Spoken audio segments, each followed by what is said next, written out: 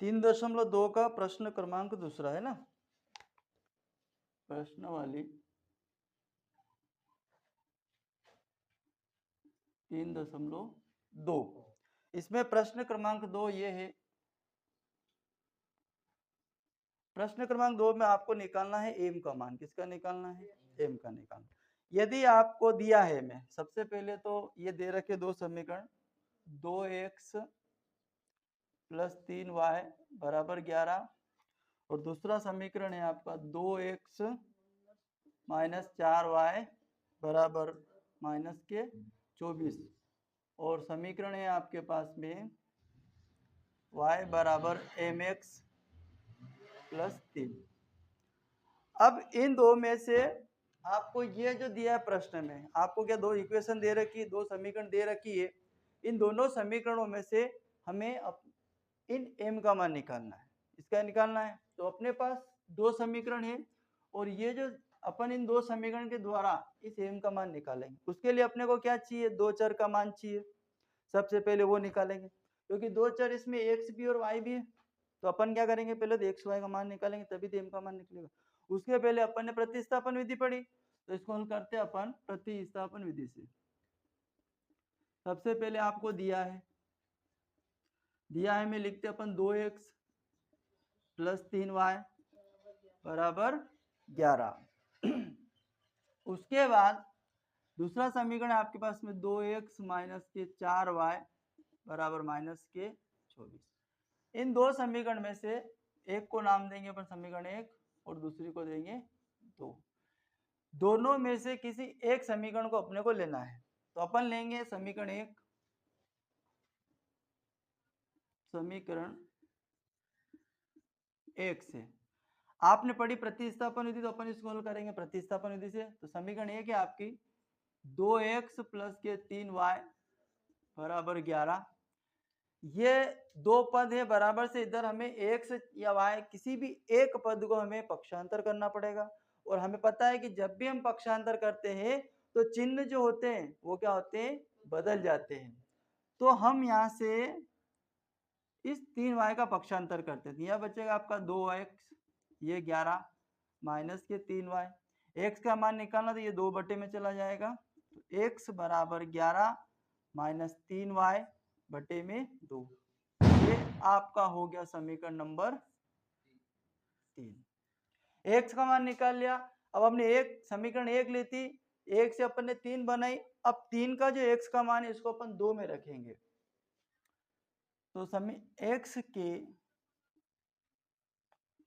मान को समीकरण 2 में रखने पर, समीकरण 2 है आपके पास में 2x माइनस 4y बराबर माइनस के 24, 2x माइनस के 4y माइनस 24। अब हमने x की वैल्यू निकाली समीकरण 3 की, तो ये जो x की वैल्यू ये इसको यहाँ रख देते हैं, तो ये हो जाएगा आपका 2 गुणित 11 माइनस 3y बटे में आ जाएगा आपका 2 माइनस 4y बराबर माइनस का 24। कटता हो तो काट दो, नहीं तो एलसीएम ले सकते हैं अपन, चाहे तो काट दे इसको, 2 से 2 को उड़ा देते हैं, तो अपने पास बचा 11 माइनस 3y माइनस के 4y माइनस 24।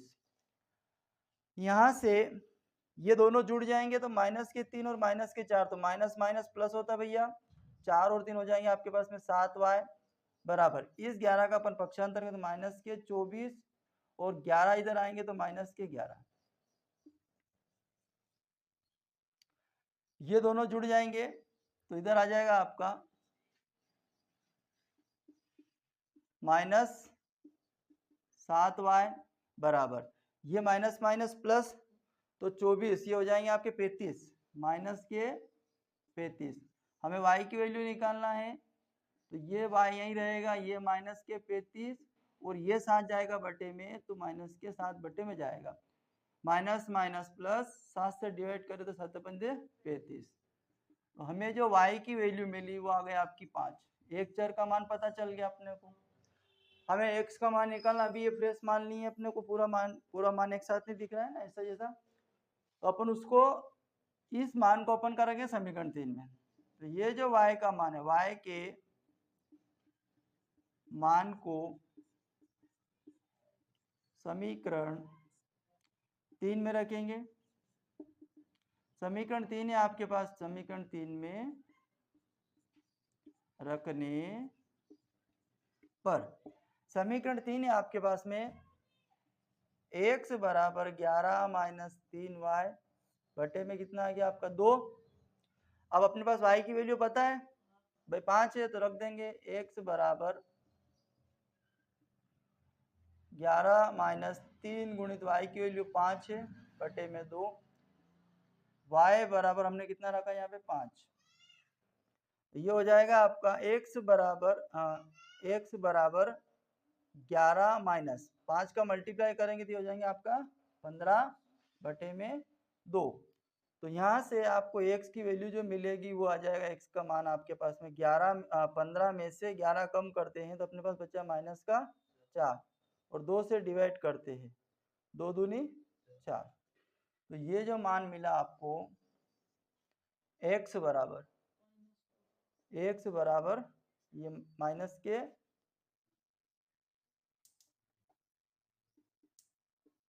x बराबर माइनस के 2, ये आपको x की वैल्यू पता चल गई। x की पता चल गई, y की पता चल गई, हमें किसका निकालना है, m का मान। तो m के मान के लिए निकालेंगे तब y बराबर, एक काम कर लेते हैं तब ये दो, इसमें लिखो x व y के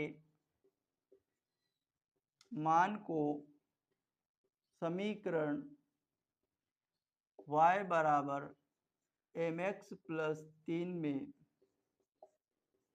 रखने पर, ठीक है, x और y के मान हम समीकरण में रख देंगे। तो y बराबर समीकरण होगा आपका mx प्लस के 3। y बराबर m की वैल्यू ऐसी रहेगी भैया, x की वैल्यू कितनी है -2, तो यहाँ माइनस का 2 रख दो प्लस 3 है, सॉरी ये y की वैल्यू भी पता है अपने को, तो y की वैल्यू रख देते अपन 5। तो 5 बराबर माइनस के 2m प्लस के 3, हमें m की वैल्यू निकालनी है तो इसका भी पक्षांतर कर दो। जब तक ये 2m अकेला नहीं बचे जब तक छोड़ना नहीं अपने को। ये 3 पक्षांतर होंगे तो ये 5 माइनस 3 माइनस के 2m माइनस के 2m, 5 में से 3 घटाएंगे है ना, तो कितना बचेगा 2 बराबर माइनस के 2m। तो ऐसा करके लिख सकते हैं अपन -2m बराबर 2, तो m बराबर 2 बटा माइनस के 2, 2 से 2 कैंसल बटे से, तो m बराबर कितना आ गया माइनस का, m की वैल्यू कितनी है 1। अतः देख लो m की वैल्यू है कि नहीं, अतः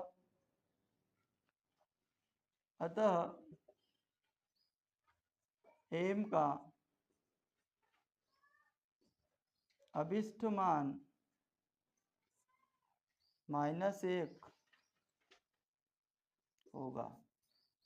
समझ में आई बात, कोई दिक्कत है, नोट करो इसको।